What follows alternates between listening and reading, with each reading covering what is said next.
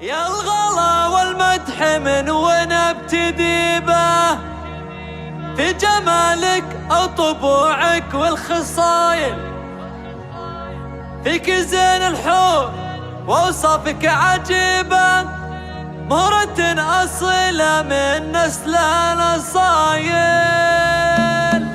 والله انك مفخرة عز وهبة، يما تركية عريبة السرايل، تستحق المدح وحروف العذيبة، يا الأميرة الفارقة من المثايل. يا الغلا والمدح من وين ابتدي به؟ لجمالك وطبوعك والخصايل، فيك زين الحور واوصافك عجيبة، مهرة اصيلة من نسل الاصايل، بنت شيخ قرمي حلل الصعيبة، من قبيله ترتقي في كل طايل، فالكرم والجود مدتك رحيبة، ما تشابه مدتك الا المخايل.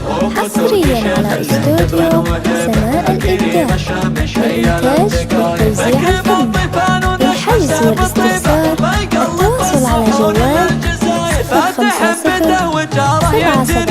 فحبيب الكل كسب الجمايل، وفي بناتهم ترى وصف عجيبة، فيك زين الحور ووصفك عجيبة، مهرة اصيلة من نسل الاصايل. والله انك مفخرة عز وهبة، يما تركية عريبة السلايل، تستحق المدح وحروف العذيبة، يا الأميرة الفارقة بين المثايل. يا الغلا والمدح من وين ابتدي به؟ لجمالك او طبوعك والخصايل، فيك زين الحور واوصافك عجيبة، مهرة اصيلة من نسل الاصايل، بنت شيخ قرمي حلل الصعيبة، من قبيله ترتقي في كل طايل، فالكرم والجود مدتك رحيبة، ما تشابه مدتك الا المخايل.